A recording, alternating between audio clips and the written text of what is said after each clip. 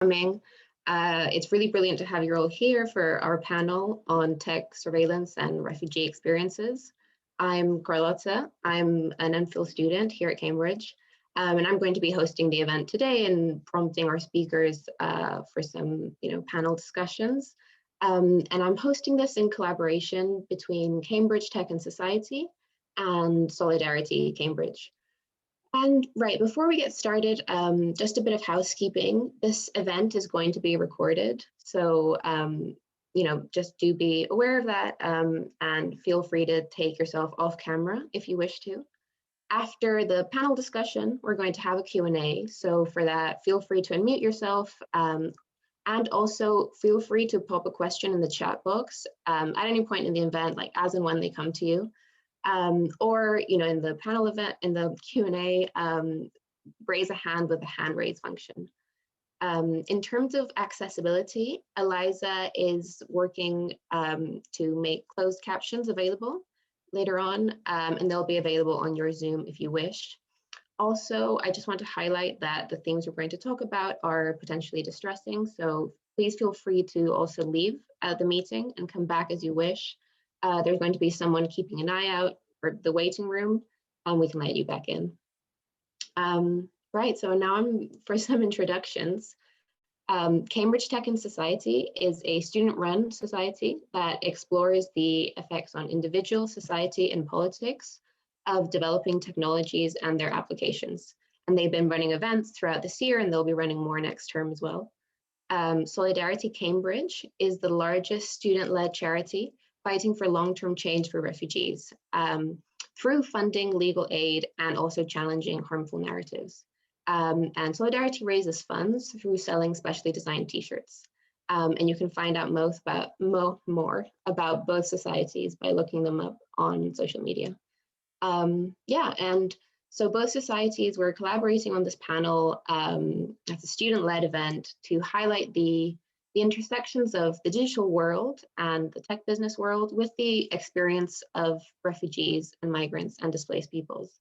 COVID-19 has only accelerated existing trends in biosurveillance, and there's a huge amount to talk about over the effects of this on privacy, on human rights, on the role of the digital sector in all of this. So now I have the huge pleasure to briefly introduce our speakers before I hand it over to them to introduce themselves and their work in more detail, and then we'll get started with the discussion and panel side of things. So I'll start with Richard Dent. It's there on the screen. He's a PhD researcher in the Department of Sociology, researching the digital society. He focuses on interactions on digital platforms, the sharing economy and channel shift, online social capital, and virtual assistance for mental health and education. There is also Petra. Petra Molnar is a lawyer with the Migration and Technology Monitor and the Associate Director of the Refugee Law Lab. Petra is the author of the recent report, Technological Testing Grounds, that foregrounds the perspectives of people on the move in Greece and Europe. We've also got Konstantinos. He is an LLM lawyer specializing in international law and human rights. He holds an LLB from the University of Athens and an LLM on public international law and human rights from the University of Utrecht. He is co-founder and board member of Homo Digitalis, the first and only digital rights organization in Greece.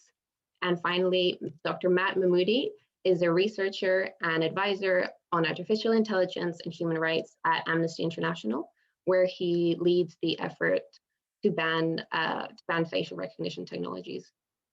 So now I'll open it up to our speakers to introduce yourselves and your work and present a bit more. And I think we'll go in that order. So Richard, if you could start. Sure. So I also spent many years at the beginning of the founding of a group called Tech Refugees that was a response to the Syrian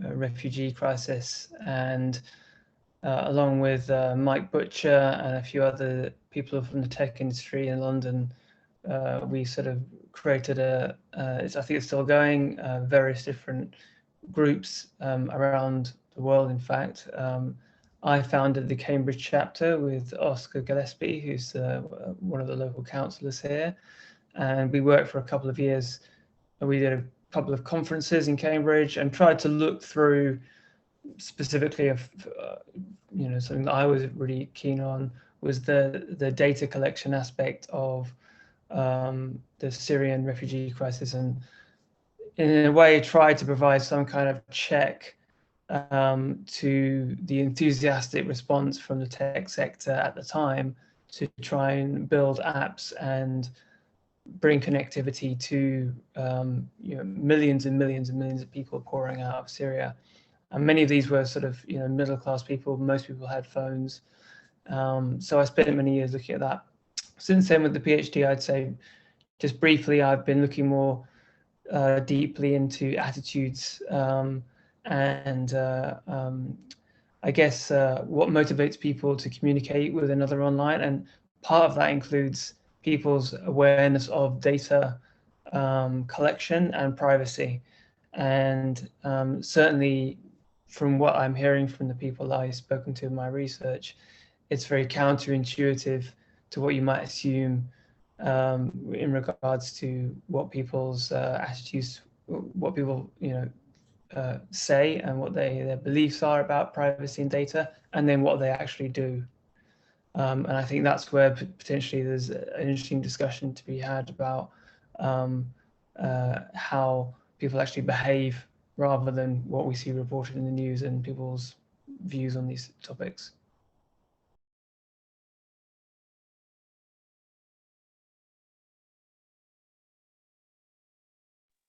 Thank you so much, Richard. So if we could go to Petra. Hi, everyone. Thank you so much for having me. It's a bit of a homecoming. I actually did my second law degree at Cambridge. So I wish that we could, meet together in person, but I guess Zoom will have to do for today. Thanks so much for the opportunity. I'll tell you a little bit about some of the work that I've been doing lately and perhaps situated in the current moment that we find ourselves in the middle of this pandemic. But so you don't have to look at just my face. What I wanted to do is share some photographs from our recent on-the-ground research trip in Lesbos in Greece. I'm currently somewhat accidentally, but now on purpose, based out of Athens, Greece. And you're catching me at an interesting time. We're actually hoping to go back to Lesbos next week for some follow-up fact-finding and research.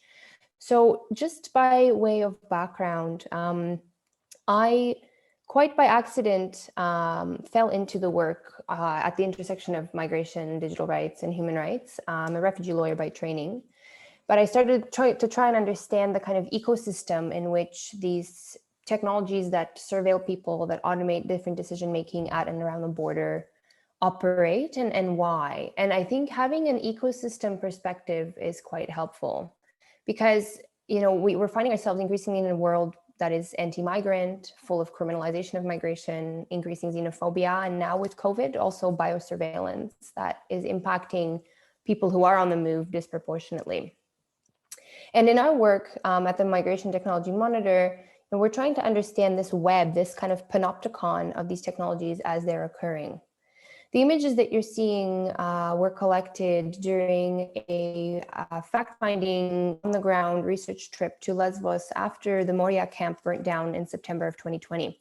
My colleague Kenya Jade Pinto, who is an incredible lawyer turned filmmaker and photographer, and I managed to go, and we were really cognizant of not taking up too much space. We were there to witness and to listen and to try and piece together all the different puzzle pieces, particularly in a country like Greece that finds itself at the kind of wild frontier of Europe. It oftentimes acts geographically as Europe's shield, as it's sometimes known, and also functions as a sandbox or a testing ground for new technologies.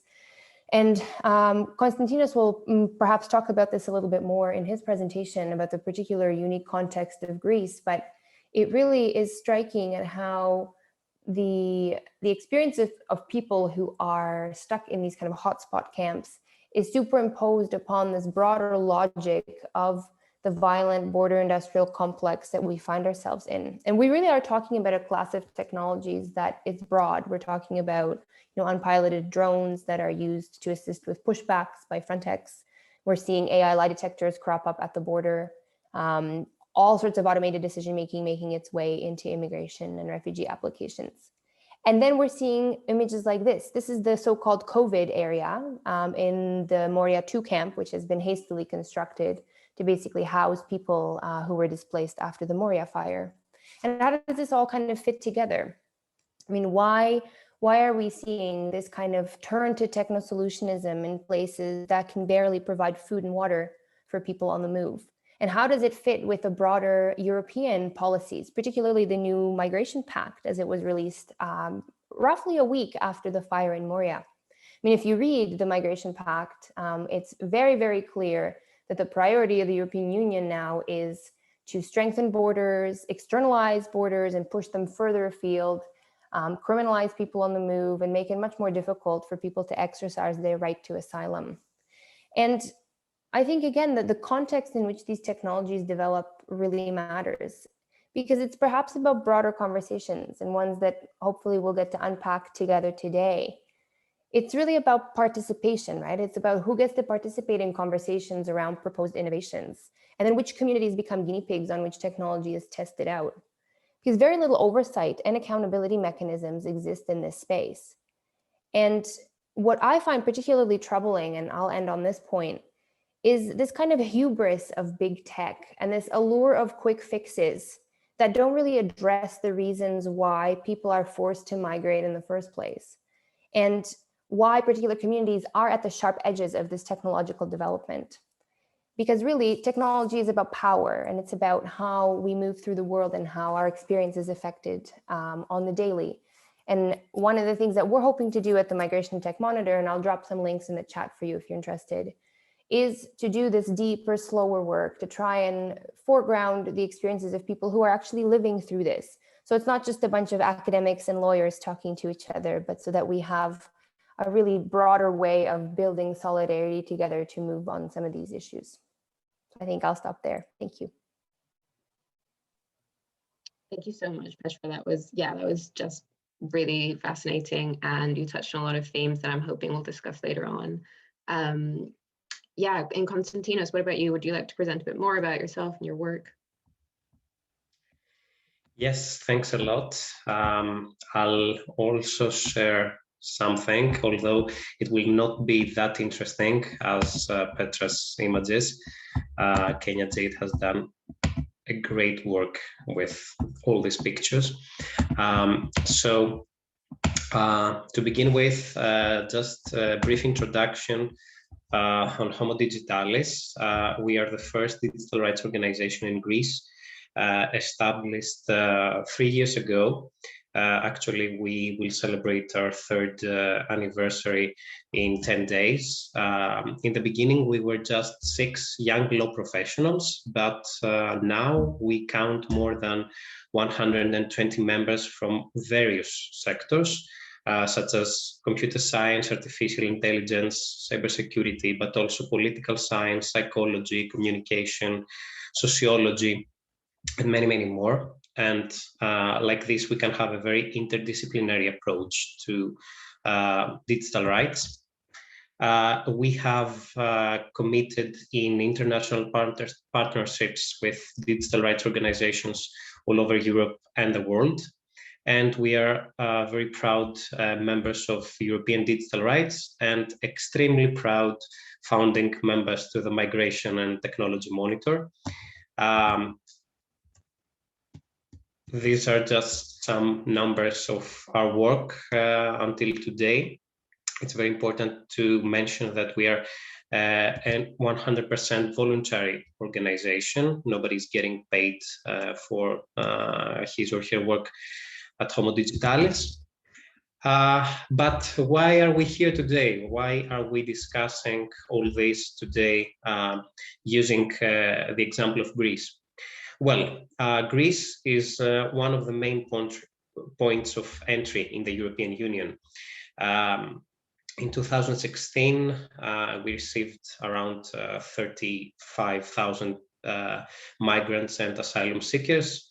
And as you can see in this slide, this number has been augmenting year by year. And this is just the official number. We are also receiving thousands of people that are not getting counted by the official authorities. The important thing is that most of these people come to our country through the islands, which are at the coast with Turkey. These islands have a total population of around 300,000 people. So, as you can understand, in many of these islands, the situation that is created is that at some points there are more asylum seekers and immigrants than local residents. And this creates some very difficult situations sometimes. And this also has driven a lot of fundraising and research programs to Greece in order to research on border management. So we are aware of at least 4 very prominent Horizon 2020 projects on border management, which have been conducted in Greece. These are RoboBorder, iBorder Control, Fold Out, and Trespass. As Homo Digitalis, we have filed applications to review the ethics, technical reviews, and legal assessments to the European Commission.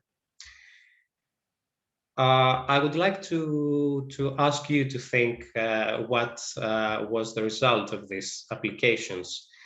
If there are any ideas, I'll be glad to hear them.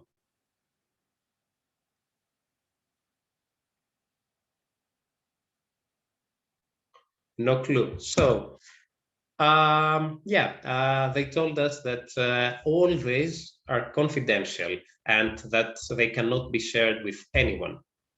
Although this is very difficult to understand, since an ethical review should be available to any European citizen, since all this money comes from European citizens, and this is a project that is intended to assist in European Union border management.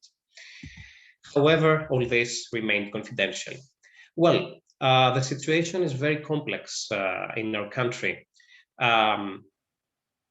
We have a very insufficient legal framework for new technologies. We just had about 6 months ago a first presidential decree regulating CCTV and remote cameras in public spaces. We also are aware of the fact that the Greek police is going to start using facial recognition software from this summer. Around 1,000 police officers will be able to patrol the streets and use this facial recognition software. The contract between the Greek police and the tech company that is creating this software is currently being reviewed by the Greek Data Protection Authority after a request that we filed to the Data Protection Authority. Another problem is the fact that the Greek telecommunications metadata retention law, which is in place, is in clear contradiction with the Court of Justice of the European Union jurisprudence. And this jurisprudence is in place since 2014. So this means that we have for 7 years now some legislation which concerns everyone which is in the Greek territory and all its communications. And this legislation is outdated for 7 years now. And in real life, not in legal terms, what are the problems? We have a very invasive police authority, and this is very clear, and it's getting clearer day by day. The image that you can see here is from some demonstrations from last week in Athens. We have also very ill-trained police personnel. The training that the police personnel receives in Greece is very, very bad, if they receive any. We also have very serious discrimination issues, also in the authorities, including the police, but also in Greek society. We also have a very low citizens' awareness level of digital rights and what could be a serious implication of the use of new technologies. Well, but to conclude, what I would love to say is that in Homo Digitalis, we're very positive towards technology. We really believe that technology can be an important ally in border management, but there are also serious implications coming out from this technology. And border management and technology that is being used to this end should not, in any case, matter more than people.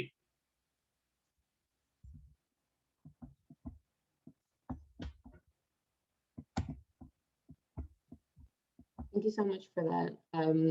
I really especially liked the note you ended on, and I think that's something that, yeah, that we're also definitely going to discuss, ways, you know, this isn't to condemn technology. Technology can also be a force for good. Yeah, and I'd like to now just finish up with Matt, and if you could, yeah, just tell us more about yourself and your work now. Absolutely.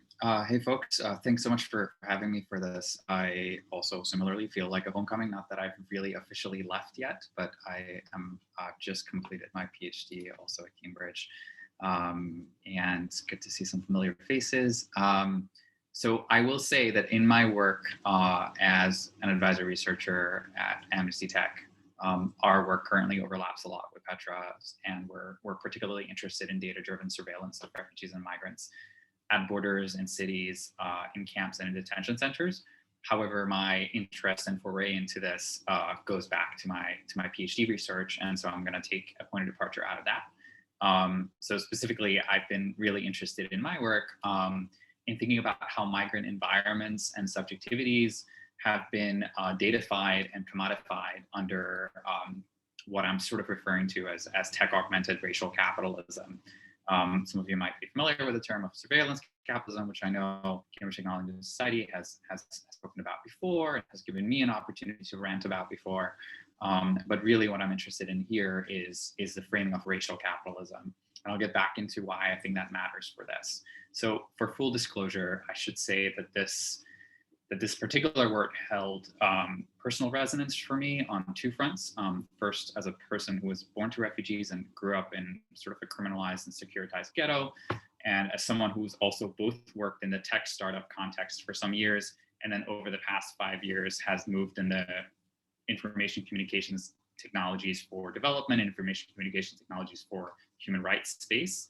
And for the duration of that, I sort of observed some quite extractive and solutionist trends that I've been yearning to address. And so that kind of brings me to the PhD research in sort of a weird introspective way. So I came upon my research in which I looked at technological marginalization amongst refugees and asylum seekers in really what we might think of as smart cities, but I hate that term, so let's not call them smart, but just digital urban infrastructures. And I came to this research particularly in a moment in which the public discourse referred to the refugee crisis as somehow unique and unprecedented in terms of its historical moment. And this coincided also with the moment that Richard was talking about before, in which there's sort of an intensification of or even an insertion, I guess, of tech actors in the business of migration.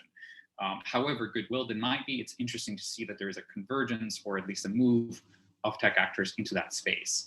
And whether it was under the auspices of security, so continuing and exacerbating the production and deployment of sophisticated biometric technologies for border control, following 9/11, for example, or under the auspices of helping refugees through Airbnb and Uber adjacent apps marketed for refugees for informational purposes or identification purposes or what have you.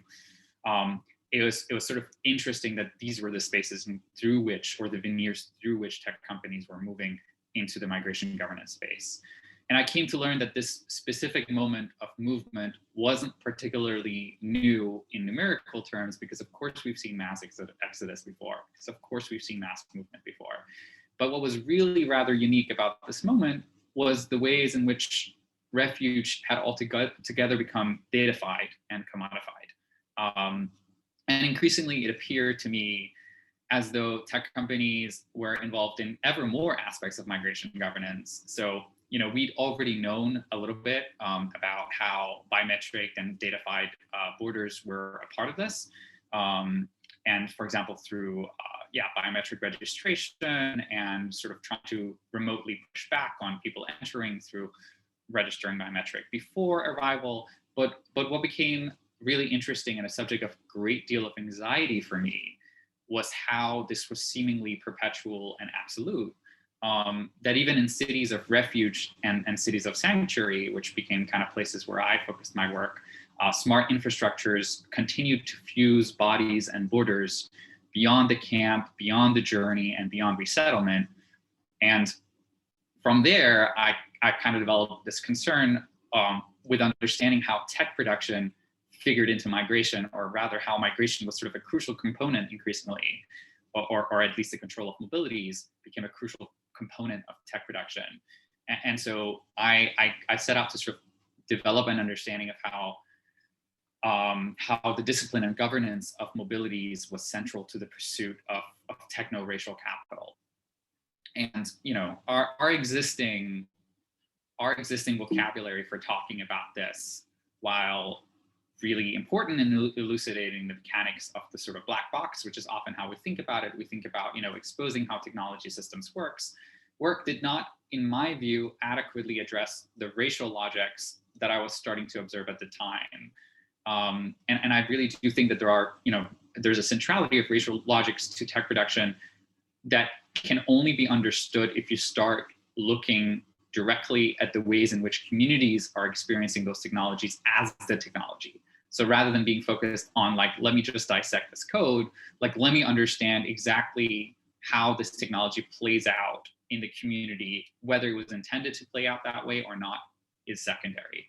So rather than a symptom or a side effect or perversion of capitalism, as folks like Zuboff would call the surveillance function, I was far more compelled by how race functioned as sort of the organizing principle in tech production.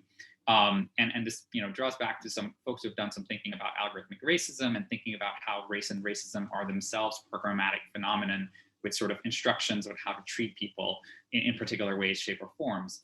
And what became sort of apparent to me in this context, particularly looking at New York City and looking at Berlin, where in New York I was observing the increased usage of digital urban infrastructure such as smart ID systems, Wi-Fi connectivity, affordable housing connections, affordable housing platforms that were being promoted by the Mayor's Office for Immigrant Affairs for immigrant communities.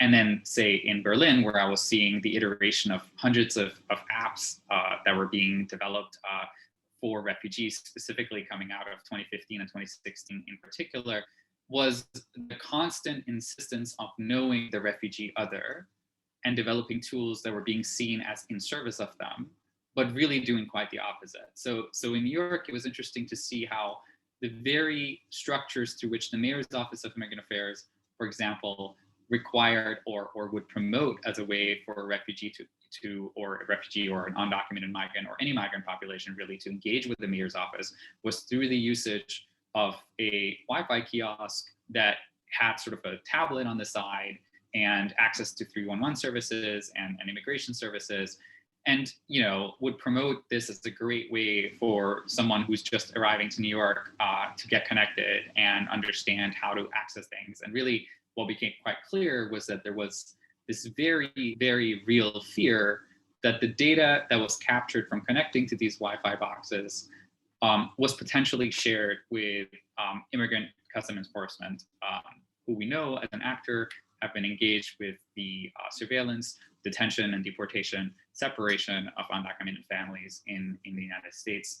And so folks were engaged in doing quite the opposite, as these technologies, such as Wi-Fi infrastructure, or even digital ID systems, or in this case, IDNYC, which was promoted as sort of, if you don't have access to any other ID and you're stopped and frisked, you can get this because you don't need to give us your immigration status. But that itself became a proxy for knowing the refugee, because usually only a refugee or an undocumented immigrant or somebody who had an irregular immigration status would show that particular form of ID. And so that became a proxy for being another. And people would get caught and they would get detained and they would get deported. And so very quickly became apparent that these interventions, rather than drawing people into the sanctuary city, was actually leading to institutional aversion. And in the context of Berlin, and this is sort of the final side of the coin that I'll bring into the fore, it was really interesting to observe that a lot of the tools that were based on job matching, house matching, information sharing, etc., would readily use the image of the refugee, other, what you might imagine someone, sort of images of someone who is in a dilapidated context, a person who is brown or black, usually a woman, and claim that they were connecting them with jobs and information, when really, if you ask them about the metrics for how many people they had connected with, what you were given was a KPI, key performance indicator, that was based on the amount of Facebook page likes that the particular app had, which says nothing about its usage or its take-up by refugee individuals. These KPIs were then communicated to their funders, who for these startups sometimes include Google startups, it includes Facebook, it includes Salesforce, and that would keep funding in motion for technologies that ultimately did very little other than create digital litter, as Megan Benton has referred to it, but ultimately ended up keeping funding in motion for largely middle-class white German entrepreneurs who, again, good-willed or not, were creating jobs for themselves and jobs for their colleagues under the auspices of serving the refugee. But the person or the group of people they were serving was an abstract idea of digital refugee-ness. And so we can see how refuge itself becomes a lucrative industry, whether it's through securitization measures under the auspices of services, such as with Wi-Fi and identification systems, or whether under the auspices of volunteering and creating sort of goodwill entrepreneurial initiative in service of the refugee and using their image for the generation of funds without enough incentives to ensure that the refugee is actually benefiting from this app. I'll just end there because I've spoken for a long time, but my fear is this sort of erection of this digital periphery that refugees are a huge part of in tech production today. Thank you. Thank you so much. No, you've given us so many rich points for discussion. So thank you to all of you for those introductions. Now I'm going to kick off some questions along the same themes I've been discussing. Also, I'm just having some problems with my internet, so if I cut off, please feel free to tell me. So yeah, Petra, so you met them as guinea pigs for these technologies, and so I'd love to speak a bit about the pace of this, and especially how COVID-19 is accelerating existing trends in the rise of biosurveillance, how this also impacts how this impacts freedom of movement for refugees who don't really have the option to consent or to make their feelings known about this. And I'd love to start with Petra here, and then any of our speakers can jump in to respond. Sure, thanks so much, Carlotta. I mean, it's interesting because I feel like we are all inherently trying to fit our work and our experience into the COVID moment. But I think in this particular instance, it's a really apt way to try and get at them, because you're absolutely right. I mean, some of the things that we've been seeing are a real kind of rise of this, again, this turn to solutionism, techno-solutionism, both to strengthen borders and assist with migration management, but now also, to assist with the pandemic. And for me, one of the most kind of interesting and telling examples of this was right about a year ago. I started tracking domestic messaging and the discourse around this coming out of Frontex, for example. So Frontex is the entity that's responsible for patrolling, the shores of Europe, and has been in the news a lot lately. So I would encourage you to keep up with all of that. But right when the pandemic started, Frontex started to position itself in really fascinating ways. In the vast majority of their press releases that I looked at, they would make a clear link between we are the entity to help Europe with its migration problem and enforce the border, and also to help you with the pandemic. There was this clear link there. And what's really, I think, important for us to remember is that pandemics, just like anything, are political and they're not experienced by everyone the same way. And of course, particular groups get pushed even further to the margins, and COVID kind of becomes weaponized as a way to kind of ram certain things through in this kind of extra legal, extraordinary reality that we find ourselves in. There's a lot of great groups out there, for example, tracking just even how different emergency powers are being used by different states. And here in Greece, COVID has been used both as an excuse to kind of turn towards more technological solutions, but also as a way to keep people locked up in the camps in the hotspot islands, for example. When the data doesn't bear out. In fact, oftentimes the quote unquote host population will have higher incidences of COVID than people on the move. And so, yeah, I mean, I think it's important to really look at how this is playing out in this particular moment, and where we are going to be going in the next few years as we hopefully move out of this pandemic. Yeah, absolutely. Even though moving out of this pandemic seems very far away, I know it does for me. So anyone who wants to respond, I'll just leave it open to you. I'll just chime in on about biosurveillance and in aspects of COVID-19. I think that what we've seen globally with the amount of restrictions on travel, on how our sort of social fabric has kind of disintegrated, and people are really, clearly understanding now how important it is to have those social bonds. And in the same way as after 9/11, a lot of people felt that their security and their safety was under threat, that they allowed many governments around the world to bring in heavy surveillance laws. I think the pandemic is going to have a very similar effect, where it's going to people will just allow. It's already happening in the UK with a new anti-protest bill, which is coming up very soon, which can put you in prison for 10 years for pulling down a statue.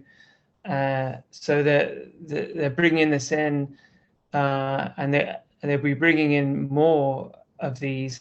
And I think people are just going to accept them. And this is the worrying thing, because they feel, a great loss in their lives, being disconnected from their loved ones, and they'll pay the price. And the idea that there's any chance of kind of stopping that, I think it is a bit naive, and it's going to be extremely difficult. So the question is, how can you mitigate the damage, and how can you essentially create some kind of regulation, and that's going to vary from country to country. That's just a fact. And so it really depends where you are. And in a lot of places, you may think that you may be safe in somewhere in the EU, but Germany just announced they're creating a centralized data storage for asylum seekers, and that's going to include all the Syrian refugees, that I think nearly 1 million of them that are in Germany, that are going to apply to stay. And I think a lot of them will.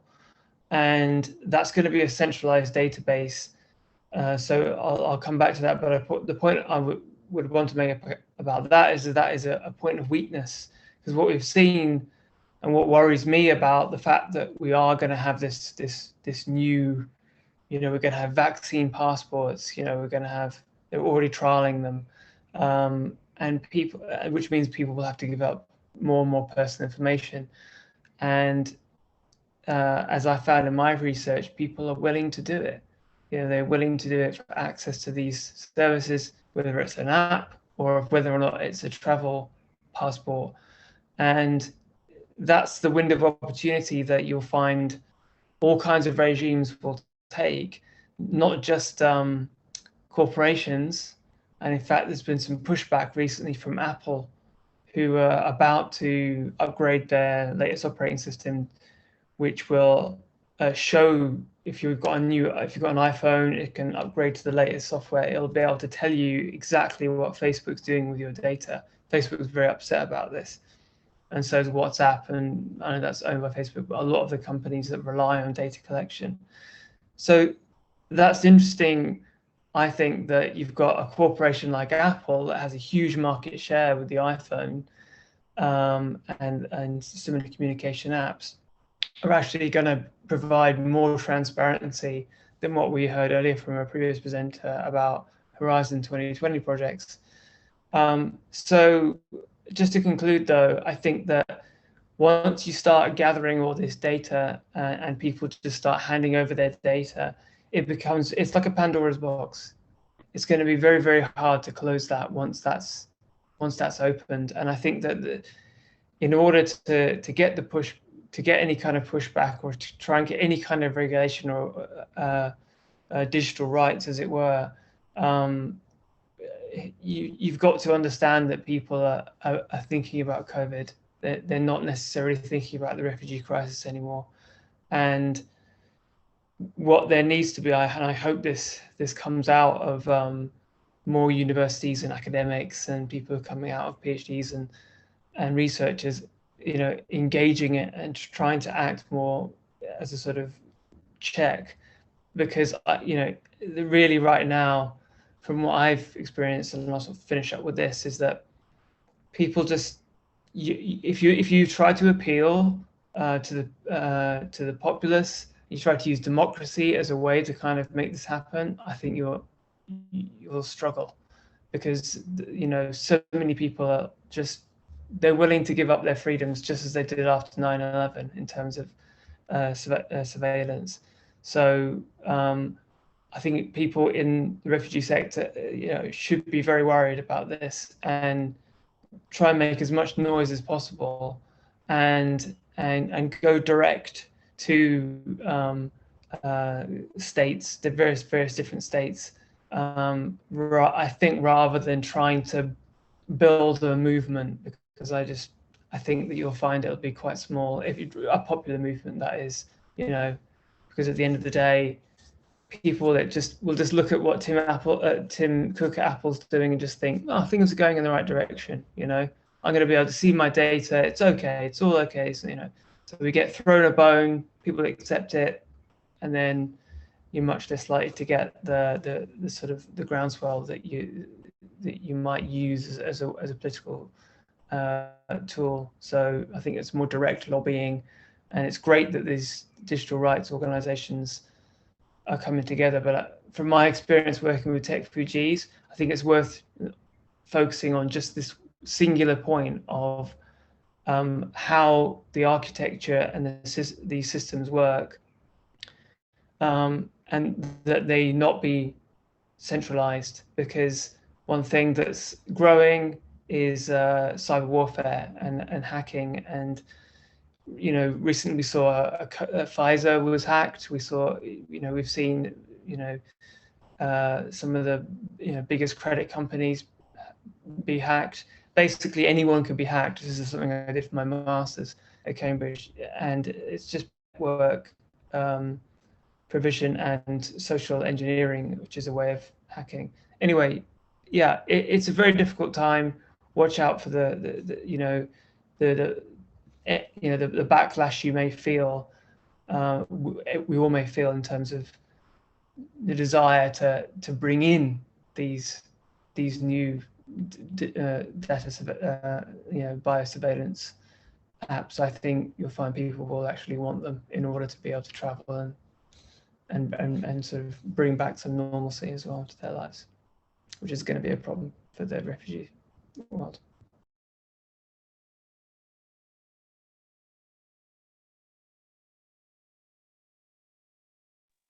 Yeah, so many fascinating points there. Especially, something that's very topical is how, dangerous to the rule of law kind of can slip in under public health measures. Yeah, Matt or Konstantinos, I'd love to also hear your replies to that. If I just go a little bit back to something that that Petra also said, which was like just documenting, taking stock of the fact that people are getting locked into camps through biometric registration, for example, or iris registration, excuse me. One of the things to note there, and I think this will tie back to Richard's point as well, is that even when people try and evade fingerprinting or the prospect of having their iris registered because they don't trust the authorities or the particular NGO or the institution that's in charge of the particular camp, they will have to live in perpetual movement, right? And that perpetual movement itself is a form of containment, and it's itself a form of being incarcerated, right? Because you're not able to access things. You're not able to ever really slow down and settle in any place and expect to get access to crucial services. And this is something that like Martina Tazioli talks about a bunch when speaking about how whether you're in perpetual movement or whether you're stuck in one place, you're still in the process of being contained and kept out. And on that note, I think it's worth noting that in this particular moment, you know, we're seeing, as Richard is describing, a higher cost of movement. Really, that's really what we're saying. The cost of movement, and this is irrespective of whether you're a migrant or whether, you know, you consider yourself a sort of a solid citizen, if there is ever such a thing. The cost of moving about in the age of COVID has increased, and you're paying with it with your data, and you're paying with it with your biometric data. And the fact that that cost has increased means that there is a pressure on us as labor to stay fixed and for our capital to move around. So as we've seen, and as we are all realizing within our own work, and whether you're in academia or not, is that we're sometimes in double meetings, you know, on Zoom, and we're staying in our homes, and we're not really moving out of this space. And whilst there is a moment, of course, in which we will likely transcend this and move out of this, there is also this new realization by corporations, and this goes back to the point around the fact that we don't know that these conditions will, whether these conditions will outlast the pandemic itself. That the corporations are realizing that it's cheaper for us to work this way. Governments are realizing that this is a neater way of enforcing security. And really, there is no reason to lower the cost for moving around unless we realize that that cost, which we call privacy, is about life and death, right? And I think it is made best emblematic by the metaphor of the refugee who's crossing the Black Mediterranean, right? And who is attempting to get somewhere safely without the potential of being haunted by their past or data reaching the wrong hands and therefore being subject to persecution, or alternatively being able to move on to the place that they need to go before having to do so and before feeling safe to do so. And I think that analogy is one, without sort of making a gross, perverse comparison, is one that we also have to think about when we think about our own data in the COVID moment, because at the end of the day, the way that the technology industry has merged with the management of mobilities, whether it's across borders or between borders, it is still ultimately about movement. And so we have to think about, would I be able to escape this scenario if I wanted to? What does this mean in terms of where I will be able to go? Who will be watching me? What does it mean that in the post, Sarah Everard moment, that the answer to police crime was increase in policing, right? It's kind of veiled in these very, not just techno-solutionist notions, but techno-chauvinist notions, right? That technology is the be and end all solution to complex social, political, and economic issues. Anyway, I'll stop there. That's my one reaction.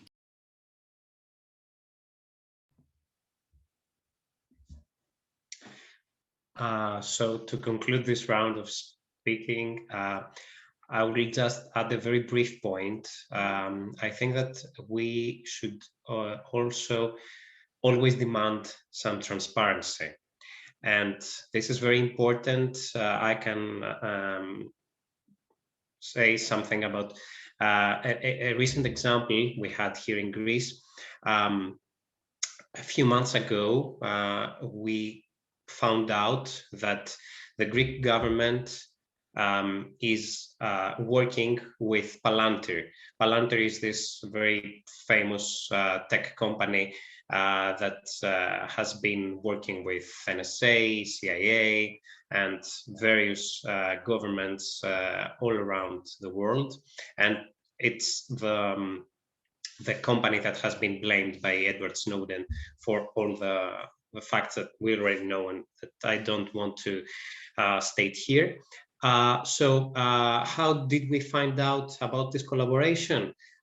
Through a tweet of the US ambassador in Greece, who was claiming that he was very happy that Palantir is collaborating with the Greek government since March for the COVID-19 pandemic. And that was just the wording. So as we have already said, the COVID-19 pandemic can mean many, many things. And for weeks, there was no public statement by the government on what is this collaboration about. And then it came out that this collaboration was with zero cost, and nobody really confirmed or spoke about what the content of this collaboration was. So we cannot know if Palantir was used for border management. We cannot know if it was used for some measures in the Greek islands against refugees and asylum seekers. We cannot know if it was used or it will be used in any of these cases in the future. And until today, there is no clear statement by anyone in the Greek government about all this. So we are not negative towards the use of technology, but we must know why is this technology used, to which end, and for which reason. And this is something that we should all demand from governments, companies, individuals, from anyone. Thank you so much. Also, I would like to point everybody to the chat where our speakers are sharing some amazing links and really interesting sources. So do check that out. No, actually, so what you've just been talking about, Konstantinos, brings me to, we've spoken a lot about the lack of accountability that has come with this merging of, the tech sector with migration control. And I wonder if you could talk a bit more, any of you, about how this also fits in with the business model of tech companies, and also this kind of assumed goodwill that there is this idea that an app will change the world. And often this technology does not work or is not very successful for their stated purpose. So I want to leave that open to anyone who wants to step in and answer about that. Happy to jump in. Sorry, just very quickly on the business model. I think like part of what I was teasing at before, the fact that mobility management becomes a part of tech production, really is done in two major ways.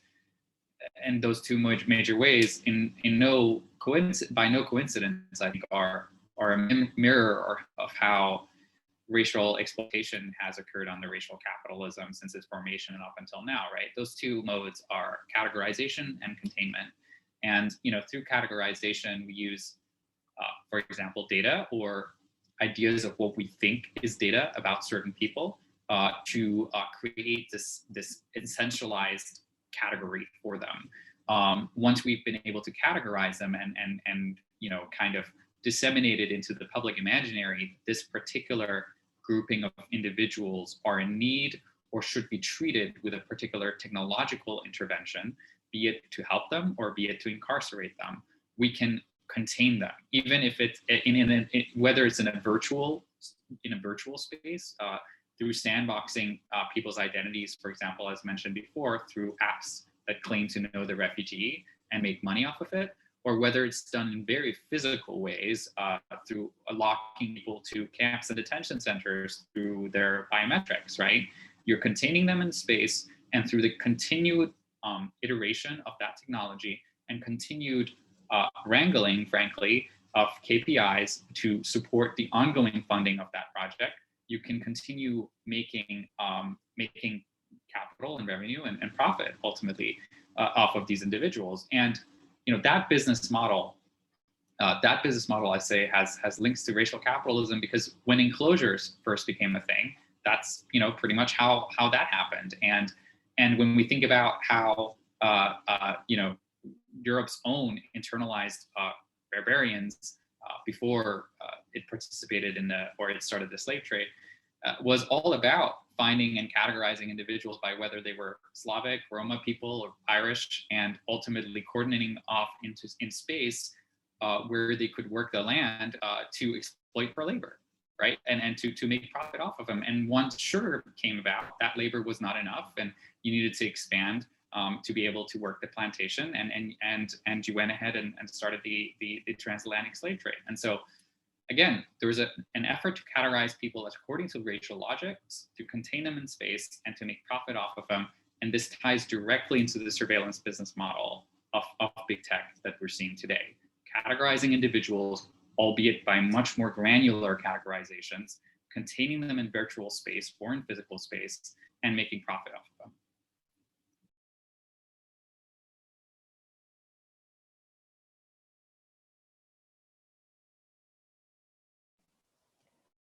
I mean, just to expand on some of that, thanks so much. I think it's so important to have that historical perspective on these issues, and to really bring it back to the logics that underpin why borders operate the way they do, and who is excluded from participating, even in conversations around what we should be innovating on. And for me, it's just so stark. Maybe this is where it really comes out that I haven't been in the digital rights and tech space very long. I come from the kind of more traditional, quote unquote, immigration, refugee law background. And I just find it so problematic and disturbing when you really start unpacking it, and the kind of political economy in which all of this operates. It's really about whose priorities matter and who gets to set the agenda, right? I mean, why are we innovating around bringing in AI lie detectors that don't even work in the first place, when instead we could be turning these tools, on the border guards themselves and help us with racism on that end, right? Like, why is it always turned towards a particular community? And that is all historically, racially, and ethnically motivated. None of this is new. It's just we now have a new tool through which to really lean into the power discrepancy that our world is built on.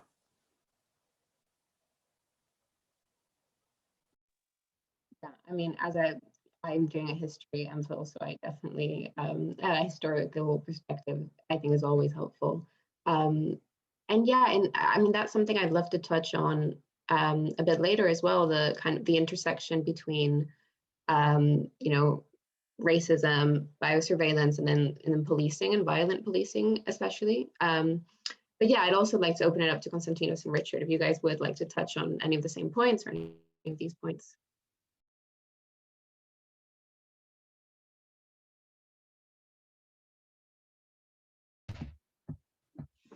Yeah, sure. So I will totally agree with Petra that all this thing, we have a very new tool which could help us alleviate many issues that we have had until today. But we're using it, I think, in a very negative way. We're using it to experiment in some populations that have always been more vulnerable than others.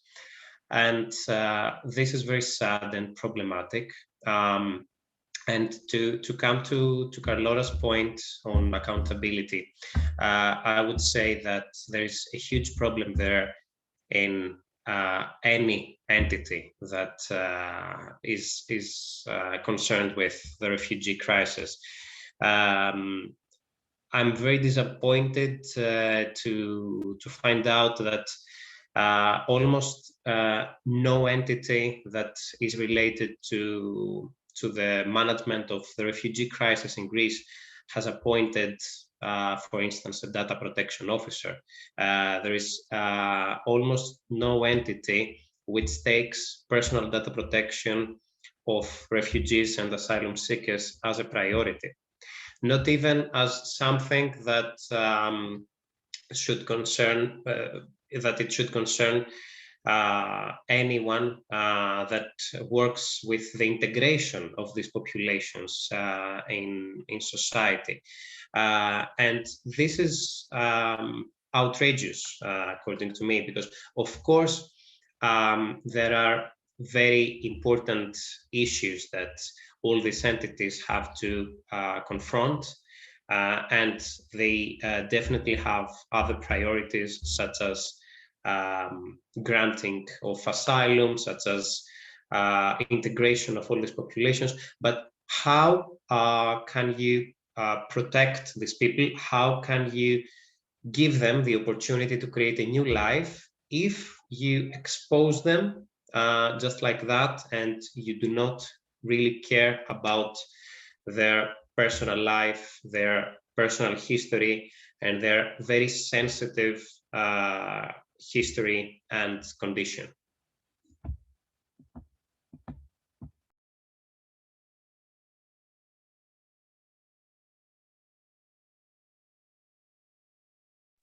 And Richard, would you like to finish off with this topic? Sure. I mean, I think that it's very difficult to know who to target in terms of bringing about transparency and fairness and the concerns of immigrants and refugees during a time where we've just seen Britain leave the EU, and certainly a rise of populism in the States with Trump, and then also to an extent in France with Marine Le Pen, and it's not looking good in terms of the political landscape. So if you have any, trying to find allies in this world, I think is going to be difficult, and it may be that it's not obvious who folks should be working with. I mean, I think that Google.org has done a lot of work, not so much in the refugee sector, but in general, kind of using their apps and their data and their satellite technology for good. And I think that's positive. One of the things that I advised a company was it was a slogan for their app. They were trying to create a web app, and I said for a slogan idea, offline is the new online. And the reason is because I think we've become over dependent on technology and apps, and the space has been, as others have said, has been, colonized, datified, commodified, and also now with the shift, in certain countries to the right, you'll see that it's very hard to. You can campaign and as hard as you want to get regulations and transparency, but if there's no public backing for that, then they're just going to say no,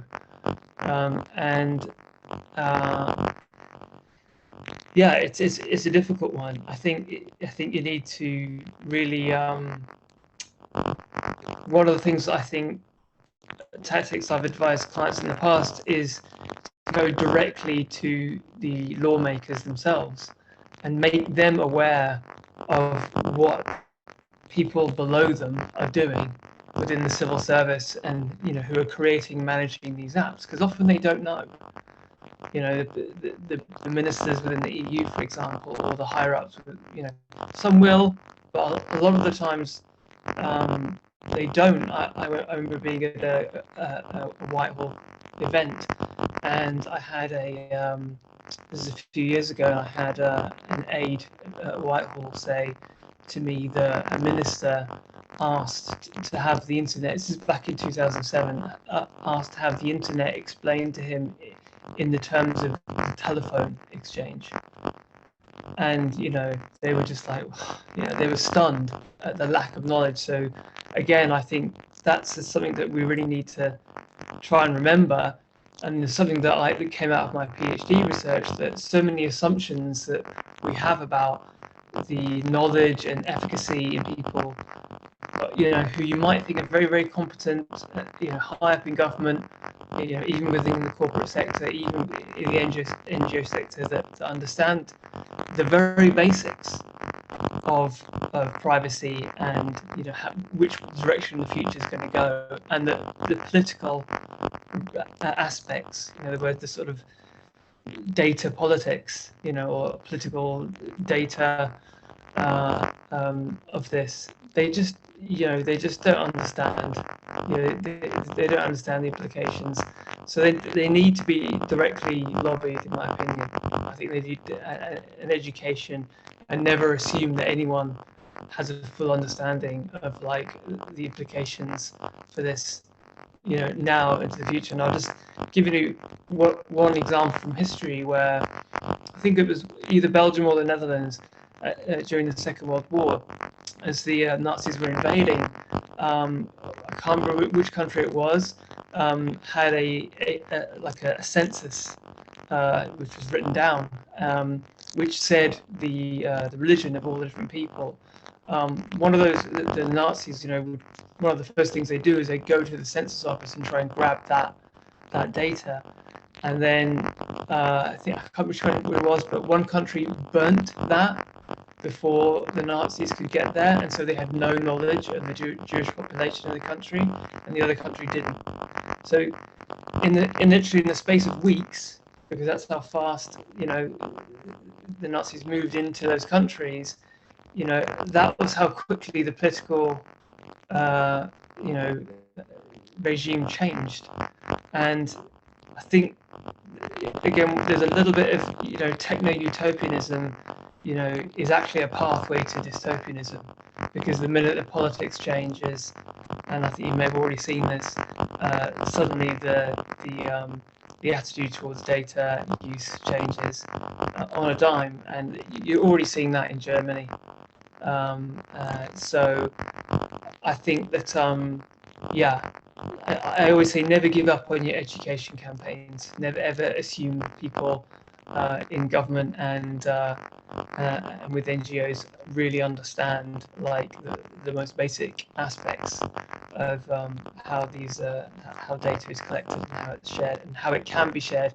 And finally, the rise of cyber warfare and the rise of cyber attacks from dictatorial regimes who are looking to essentially use that data to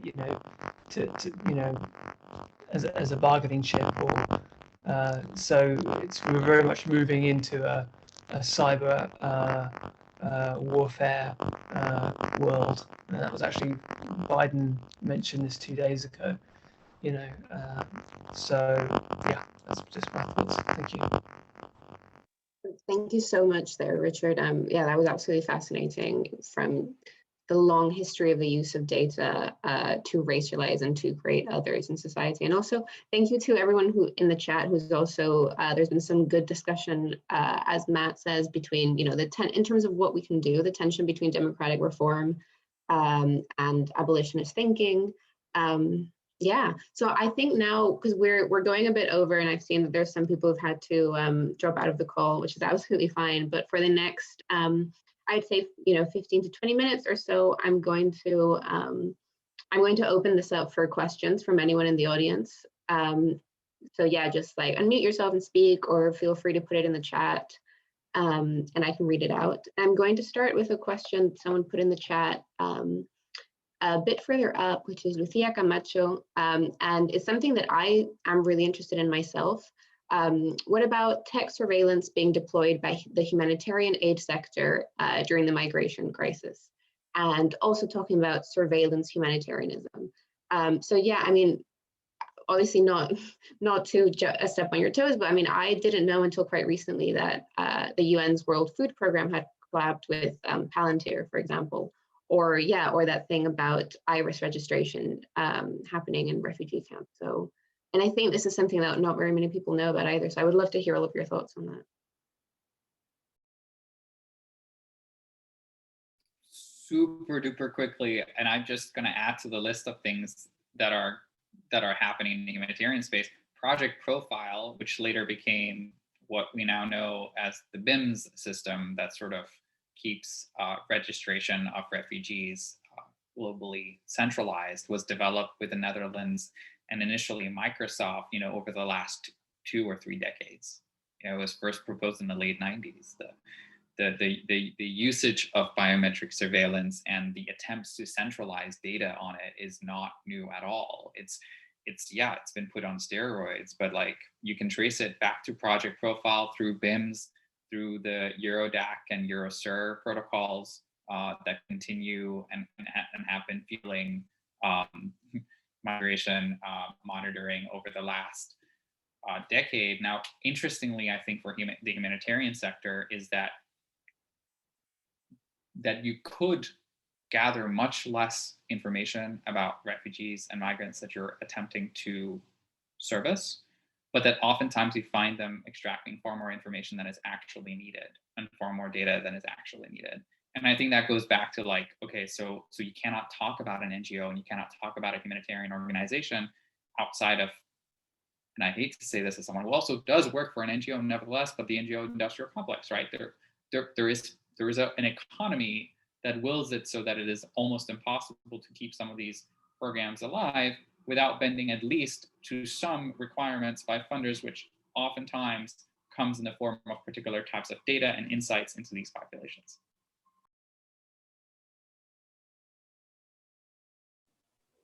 Thank you so much, Matt. Yeah, and I'd love to hear from Petra, for example. Thanks. Not to always harp on about the kind of ecosystem in which we're operating here, but again, I think the unique nature of international organizations and humanitarian spaces is one to think about, because from a legal perspective and just even trying to understand where responsibility accrues in an already opaque and discretionary space, it becomes even more difficult when you start then interacting with entities that are international in scope. And then when something goes wrong, who's really responsible? What kind of oversight mechanisms exist? And again, I mean, I think the kind of power dynamic that's inherent in humanitarian activities, in forced migration settings, it's hugely important to think about the experience of the people who are, again, at the edges of this technology. I mean, if your choice is to either get your irises scanned or you don't have access to food that week, what happens to informed consent? Who gets to decide, again, what counts as innovation? And that unique role, particularly in the kind of management of migration internationally, that entities like, the United Nations High Commissioner for Refugees play, or the International Organization on Migration, they're major players in this. And they're also, I would say, if I can use this term, they're obsessed with innovation. I feel like every day there's some sort of new tech solution that these entities are wanting to explore, which isn't inherently bad as an idea, but you need to think about how this is actually playing out on the ground.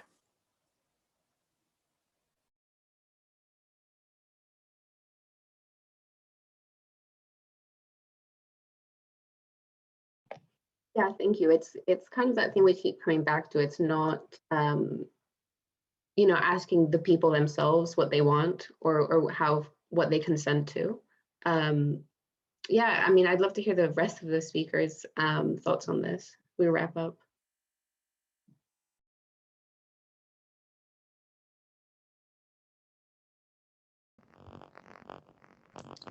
Could you just repeat the original question or point? Yeah, of course. So it was about, Lucia in the chat had asked about the surveillance being deployed in the humanitarian aid sector, and the idea of surveillance humanitarianism. Yeah, I would just very briefly go back to what I've said, and I've posted in the chat a list of the biggest data breaches, and you'll see some huge companies in there, and there's what's not there that focuses on corporations, but the Pentagon has been hacked many times. In the States, even the Pentagon has to declare if they've been hacked. In the UK, you don't. But in the US, it's law that if you've had a data breach, you have to declare it. And within the humanitarian sector, that's collecting data, maybe for good, and the civil servants who are administrating data collection and working with Frontex and those other corporations who do data collection to seemingly help the better flow, even if they think they're doing the right thing. Again, are they aware of how strong their networks are and how easy it is for that data to be hacked and for there to be a data breach? And often it's on tight budgets, it's one of the things that comes lower down. And I think the seriousness is of a data breach like that is life and death. Because, for example, there's a very active group called the Syrian Hacking Front, I think they're called, or Syrian Defense Cyber Defense, and they're one of the better and well-known hacking groups in the world. And some have argued they're state-sponsored, and Assad is able to and is looking to hack databases to try and figure out when people start coming back to Syria, whether or not they're loyal to him, whether or not they've been sort of conditioned and their politics have been changed, and what actually is coming back to Syria are millions of people who are going to look to overthrow him. And so it's in his interests and his regime's interests to find out that data. So you can be sure that they'll be looking to try and hack that and grab that data. But from the point of view from the humanitarian sector is that they think they're doing this, job. But if the companies I've listed, which is, some of the biggest companies in the world, can't, including Facebook and others, that can't protect their servers, and the Pentagon can't protect their servers, what chance does the NGO sector have? And that's why I refused to work on a lot of projects and eventually left Tech Refugees, because I felt that this was just not being addressed, and I felt like that I'll finish with a story that I picked up on the first day that I went to Tech Refugees back, I think 2016 or earlier, which was that a refugee said that when they were crossing from areas controlled by ISIS into areas controlled by Assad, at the ISIS checkpoint, the ISIS border people would grab your smartphone, force you to unlock it, and then they would scroll through your Facebook history to see if you were pro-ISIS or pro-Assad. And then when you got to the Assad side, they would do the same thing. This is going back 5 years. So if you've got all these digital humanitarian apps installed on your iPhone, you're heading back to Syria, well, what's to stop that happening again? That's why I say offline's the new online. In some cases, I think somebody said it's better just to restrict things down to the bare bones and educate and make people aware of like what can happen and how bad it can go wrong. And I think if that happens, then you can use technology for good. At the moment, though, I think there is a sort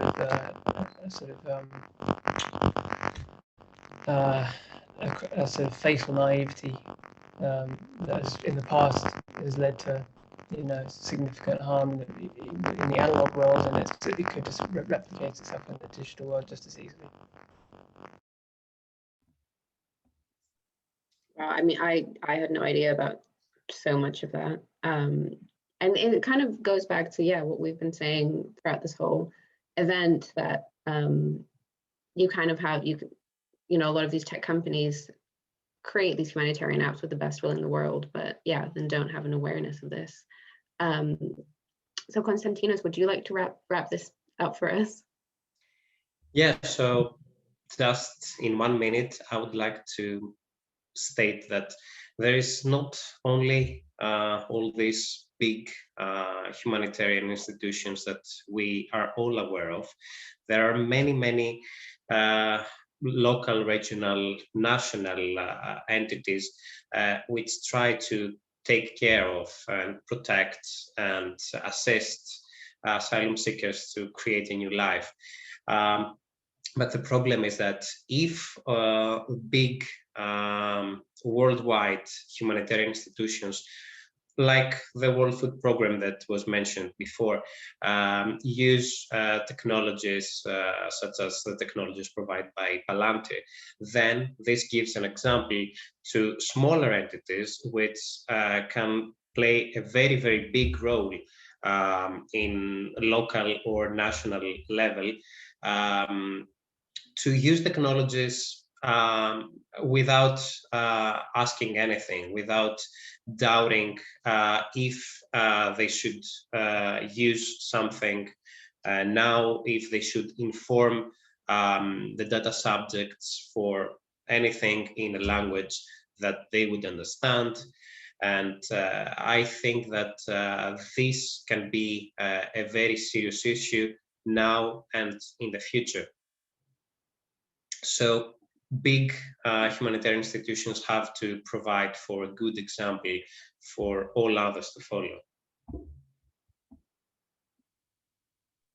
Which I guess goes back to something Richard said, that there's stopping the rise of this trend is, it seems, unfortunately very difficult, and there's different solutions being proposed by different people, such as moratoriums, but I mean, it's kind of about not playing into surveillance's hands as well. So I'll just open. I don't want to go too overboard over long, because it is 6:30 p.m. and I think even longer for our two panelists, even later for our two panelists in Greece. But I'll just leave it open if anyone has any more questions in the audience. Like, you can put them on the chat or just unmute yourself and ask something. And obviously, Petra, so fine if you have to go,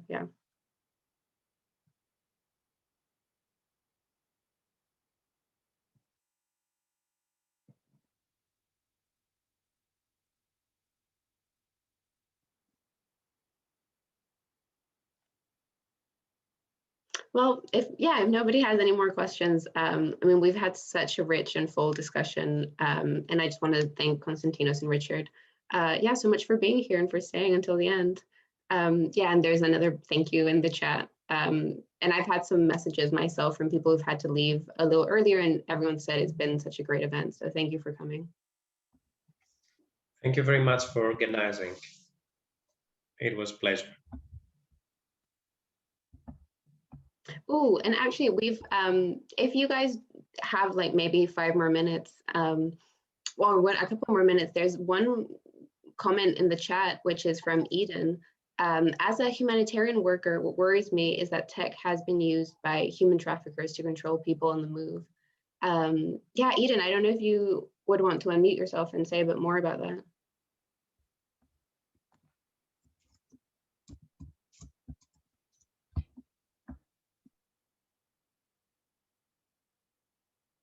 No, or Konstantinos and Richard can speak to that, just like to our final question of the night.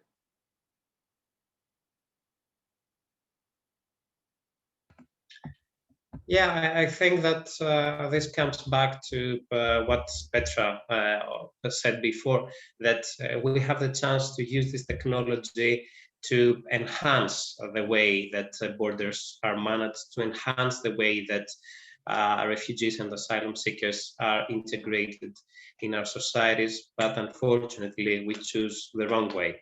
And of course, technology is a very powerful weapon, and it can be used both ways. So of course, it can be used also by human traffickers. And I think that it is important for Frontex and the police authorities to put more effort in combating this criminal actions and the use of technologies which assists these actions, rather than try to use new technologies in order to enhance surveillance against vulnerable people.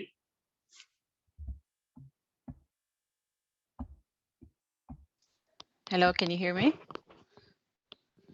Oh yeah, Eden, we can hear you now. Hi, just to say thank you very much. This was really enriching, and if you hear a baby crying in the background, that's why I didn't want to talk at the moment. So I worked, I'm here in Ethiopia, and I worked with UN and other NGOs, both in Italy and in Africa. And whatever you're saying is everything in the past 15 years that I've been working with this humanitarian organization is something that I've seen evolve and devolve at the same time. And what worries me is exactly the fact that, I don't know if this has been touched because I joined quite late, is the fact that often refugees and people on the move in general are sort of skeptical towards institutions at this point. So when you share with them social media pages where they can actually get relevant information, what they do often is prefer to rely on the person that is moving them, so often the trafficker. And that is because often they don't have access to this technology we're talking about. And whenever it's given to them by some NGOs that work on borders, they have difficulty believing in it or trusting it. So it's not, I don't know if this it probably is something you've come across. So it becomes even harder when they see that they are forced, like some of the speakers were saying, they are forced to give their biometric identity, and they're not given the choice to go in a certain country or another.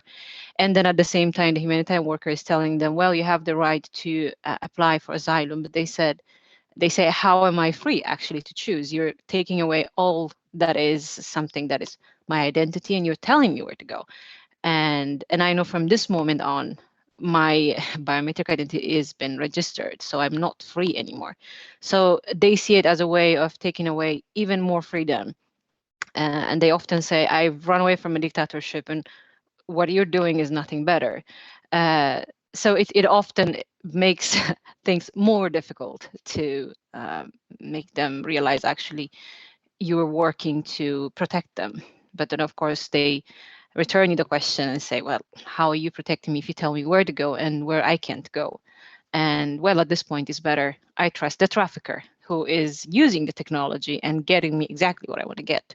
So this is one of the dilemmas that we often talk about with some of my colleagues. Thank you very much. I'll mute myself now. Yeah, thank you so much for sharing that experience, Eden. Yeah, that is really interesting. Richard, would you like to respond to that and say a bit about what you know? Yeah, that was one of the first things that came up at the beginning of Tech4Gs, actually, was that when given the choice to receive humanitarian help or state help, the choice of Syrian refugees was often to actually work with traffickers. And that's because there was a lack of trust. And I think I remember an early example was an NGO, humanitarian NGO, working with immigrants, were basically passing on information to immigrants about safe passages out of Syria and into Turkey. And so a lot of refugees and would go in that direction. but then the Syrian regimes and the Turkish regimes both, access that information as well. And so they cut that off. And that meant a lot of people were then trapped. And one of the things that the traffickers were doing were taking far more risks by going by sea, which led to a lot of deaths and led to the famous picture of the boy washed up on the beach.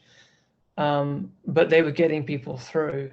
And so that trust really broke in that moment early on, which is what I think empowered the traffickers and gave them essentially more credibility and really hit hard, because weirdly their only agenda is money and profit, right? Whereas the agenda of Turkey or Greece or Syria is a political one. It's this is happening on the world stage in the media, so they're trying to control. It's a power one as well. So weirdly, you can see if you were in a similar situation, who would you go with? But obviously, it's either choice is very hard. And again, I feel like the political ideologies that we're now seeing in Europe and the popular support and the populism that's rising up. We saw it in the UK, before Brexit, against refugees. Britain didn't take any refugees because there was the party just knew there wouldn't be any. There would be, no one was interested. So they all ended up stuck in Calais and trying to jump on trains and trying to get across, which again played into the hands of the traffickers and gave them more power. So I don't know how you would solve that problem unless you brought in something like benevolent traffickers. And I believe there have been a few of those. I don't actually know any names, but people that would bring people across that knew what they were doing, but just didn't charge, or just charged a very small amount. And there was a little bit of that happening at the start of the Syrian diaspora, but yeah, who to trust in this modern world? It's so opaque at the moment. It's really, really hard to know who to trust. And my main concern, and I'll end with this, is that I think what we need to think about is the refugees that are now on maybe their returning, and what happens to the data when they return, and making sure that maybe they need to throw that iPhone away or that phone away. What I did mention was that at those checkpoints, people started to figure out, and word would go back down the refugee lines that they're checking phones, and so you'd find piles of discarded, smashed phones on the sides of the roads in Syria as people came up to checkpoints. And I've said at conferences that I think that people should wipe their phones before they return back to Syria and be and wipe their Facebook accounts, and just be very, very. That's maybe a job for the humanitarian sector to think about, like, returning refugees, like their digital data baggage that they've got, and again educating them about what's on them, on their phone, their laptops, and what's out there in the cloud. And that's very, very important. Protecting people directly, I think could have a positive effect. I think the more systemic change that we'd like to see, I'm afraid I don't see that happening for a while, sadly. But we can still help protect people. Thank you, Richard. Yeah, I mean, that is a really important perspective, cybersecurity-wise, as Eleanor says on the chat. And also, I'd like to thank Eden also for bringing up this angle, and for starting such a rich discussion also on trafficking and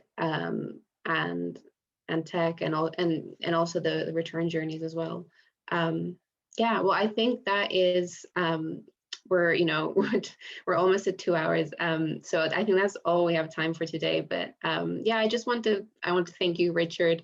And I want to thank everyone here for coming. We've had such a rich discussion from racial capitalism to data breaches to what happens when refugees return.